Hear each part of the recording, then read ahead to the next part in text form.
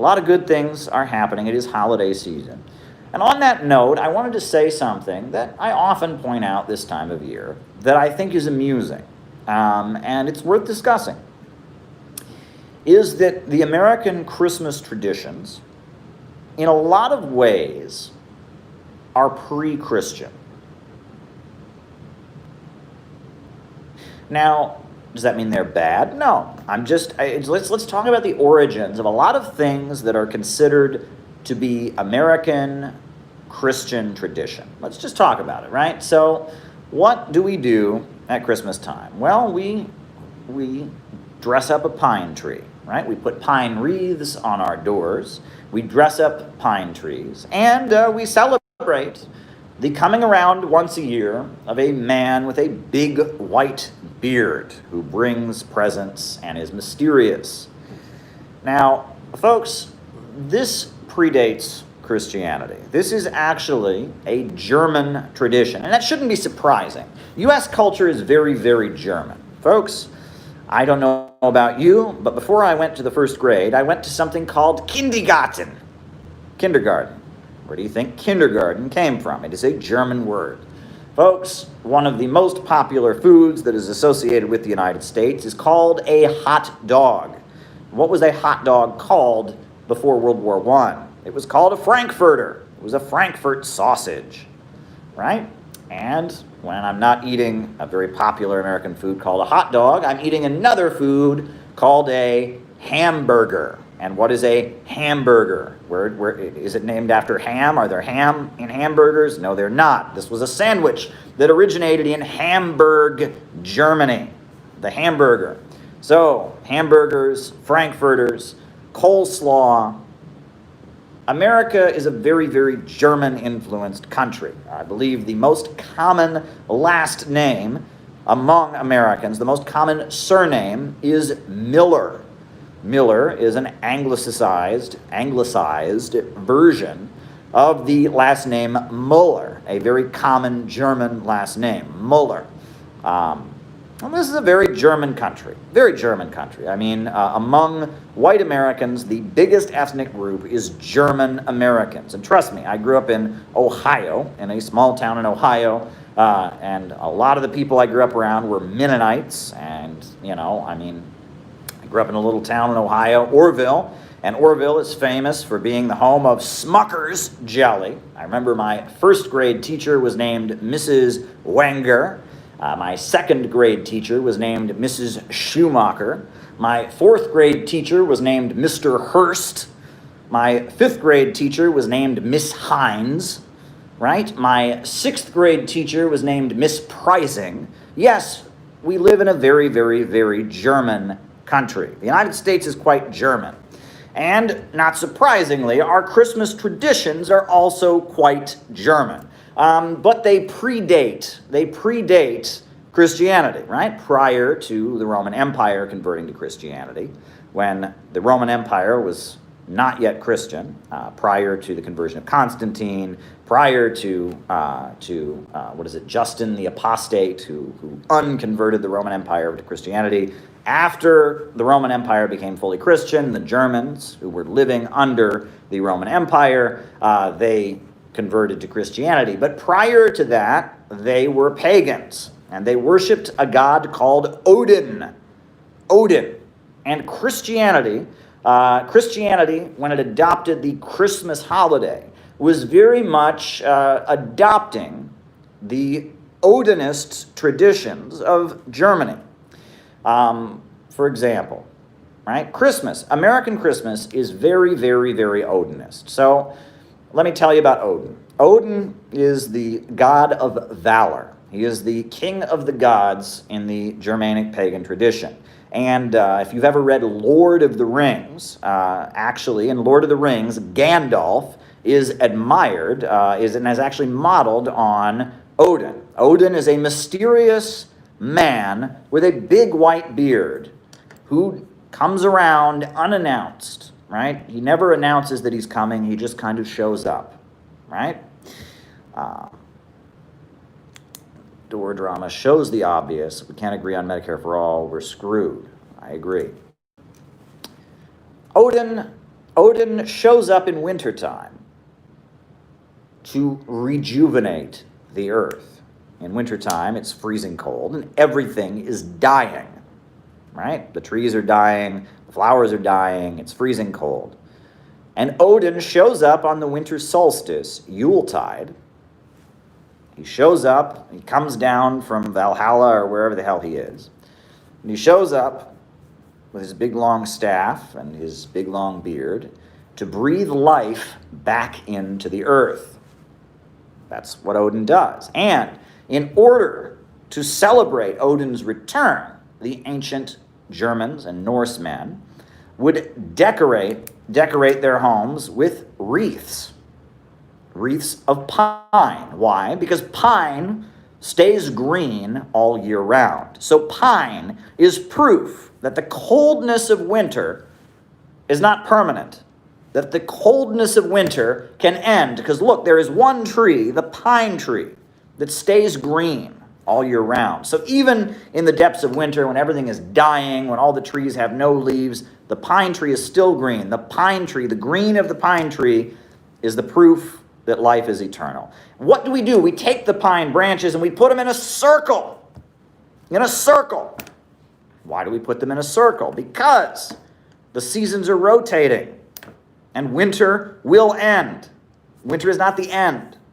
Winter gives way to spring. And it's to remind us of the cycle of life, the cycle of the seasons. So we put the circular pines on our doors in order to remind us that eventually the winter solstice will come, Odin will return, he will breathe life back into the earth, it'll be warm again, it'll be springtime, and we can celebrate. Furthermore, we take the pine tree and we decorate the pine tree to celebrate this reminder that spring will come again. And Odin comes on Yuletide, the winter solstice, and that is the Yuletide tradition of the ancient Germans and Norsemen. Now, what is interesting about Odin is that I argue that American culture is particularly Odinist. So you have Odin, right? Now, Odin, in addition to magically coming around once a year to restore life to the earth, Odin is the god of valor and sacrifice. Odin lives in a magical hall called Valhalla. Valhalla is this hall where Odin lives, and it is always warm. It is never cold in the halls of Valhalla because he has this thing called the eternal fire that never goes out. And he drinks some drink, I don't remember, mead or honey or something, so that he lives forever. And all the people who are in the hall, they drink this magical fluid and they live forever. However, you can only get to Valhalla, according to the Norse religion, if you die in battle. You cannot get to Valhalla if you die of disease. You cannot get to Valhalla if you commit suicide. You cannot get to Valhalla if you die of natural causes. You can only get to Valhalla, the magical hall where Odin lives, if you die in battle. Only those who die in battle can get to Valhalla. And so, the ancient Norsemen, old Norsemen, when they're dying in their beds, they had a ritual that they would conduct where they would take a knife and slice their flesh open as they were dying in the hopes that when Odin saw them, he would see that they were cut up and he would believe that they had died in battle and let them into Valhalla. All right? Can you imagine this? Men are dying in their beds, old men. They take knives and they slice themselves up. Now, women can't go to heaven, according to the Norse tradition. Men only. Heaven is for men only. Valhalla, men only. Only men who die in battle. A little bit of a toxic masculine religion, if there ever was one. Not only can women, just forget it, women, no chance whatsoever. Only men, and only men who die in a fight. Right? Talk about a toxic masculine religion. You wonder if Jordan Peterson practices this religion secretly. But anyway, that's the ancient religion of the Norsemen. And I wrote an article a while back that got a lot of people really upset, but I'm still glad I wrote it. You can find it on my website. And I talked about Odinism in U.S. history, right? Endless things are written about the Protestant work ethic in the United States. We all talk about Calvinism and the Protestant work ethic, but nobody talks about Odinism, right? American culture is very, very Odinist. I want to tell you something. When I was a kid, before the football game, in the locker room, all the football players would join hands, even though this is completely illegal and unconstitutional. You cannot have prayer in a U.S. public school. But does anyone care? No. They all would join hands, and the coach and the principal would pray with them. And they would pray that God would help them play. And this happens across the United States. The South, Midwest, yeah, they don't do it in New York City because of, religious diversity and such. You go to the South, you go to the Midwest, people are playing football, people are playing basketball. We even did it in the drama club, and that's a whole other story I'll share another time. But, they would all join hands, led by the coach, led by the principal. They would pray to God before their sporting event. And why do they pray before their sporting event? Well, the prayer is pretty clear. They're praying that God will help them to go out and play to the best of their ability, give their most concentrated effort so that they can completely vanquish the other team and be victorious. That's generally what they're praying. God be with us. God help us find our inner strength. Well, folks, that is not exactly a Christian prayer, right?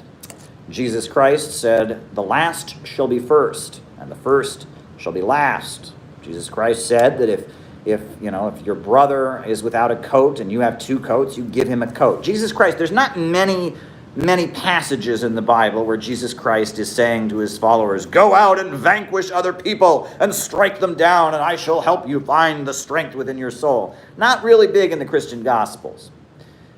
This tradition of praying before the football game is an Odinist tradition, right? You don't pray to Jesus to help you go out and vanquish the other team in football. You pray to Odin, right? And that in a lot of ways, I mentioned the USA is a very, very Germanic country culturally, and that I argue that there is a huge amount of Odinist influence on American society, and that what people dismiss as the Protestant work ethic is a very, very Odinist thing. And that the reason that many Americans are susceptible to right-wing arguments is because of this Odinist culture. Look, PragerU, I cannot stand PragerU. They are awful. PragerU are just absolutely awful, pro-free market, capitalist, right-wing pricks. I cannot stand the YouTube channel PragerU. It seethes imperialist lies, free market ideology. I hate them. But why do many people buy into PragerU's arguments? It's because they have been raised in an Odinist atmosphere. These people are raised in this Odinist culture. And in a lot of ways, socialism presents itself in a very non-Odinist way. Socialism in America, right, among young millennials who are into socialism, right? We've all seen the YouTube channels. I've done my impression. I'll do it again. I'll pretend that I am a typical Bernie-crat young liberal channel. I'll sit there. I have a microphone in front of me. These bleeping corporations have too much bleeping power. I want some bleeping healthcare, man. Bleeping, bleep, bleep, bleep. Your typical young millennial socialist. Their attitude is the government is evil, big corporations are evil, fuck this shit, give me free stuff. Well, they're not wrong. Big corporations get free stuff from the government all the time. Big corporations get handouts. We get a lecture about personal responsibility. This Odinism, this work hard or doesn't apply to the rich and powerful. They get a million breaks. We don't. Articles of Confederation, okay. Right? So they're not wrong. But saying F this shit, give me free stuff, is a very pessimistic worldview. The mindset you get from a typical millennial socialist Bernie-crat is this kind of, my life sucks, the world sucks, I'm mad at the government, give me free stuff. And your life, I mean, they're not wrong. I mean, the opportunities for young people have been swept away. They have been royally screwed. But instead of responding to being royally screwed with strength and energy and this desire to fight back, there's this kind of blah, there's no truth, screw this, right? And it's a very dark attitude. And so people who've grown up in an Odinist culture, right? People who have grown up in a culture that emphasizes hard work, where they're praying before the football game and they're putting up pine trees and decorating a Christmas tree. People who've grown up in an Odinist culture, right? People who've grown up in that culture,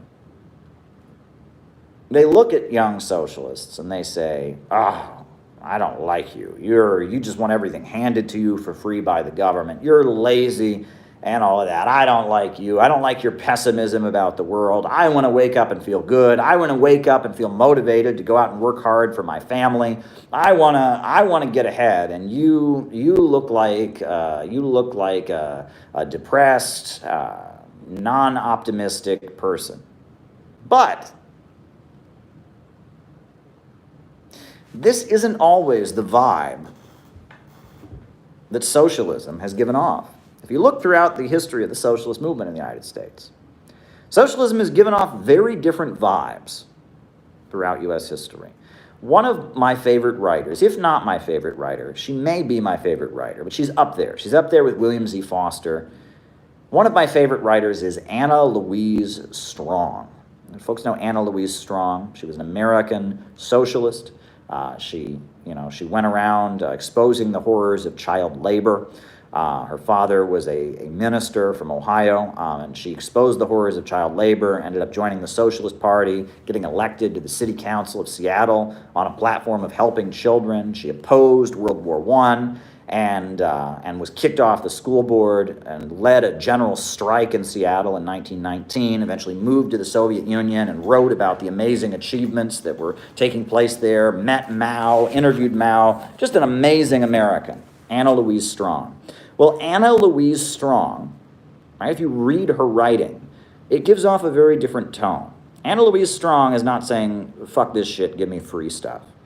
There's an optimism that flows through Anna Louise Strong's writing. There's actually a biography of Anna Louise Strong called Right in Her Soul, because Anna Louise Strong emphasized that when she was growing up with her father as a Protestant Christian minister, he told her to constantly be wrangling with whether or not she was living a moral life, whether or not she was doing the right thing.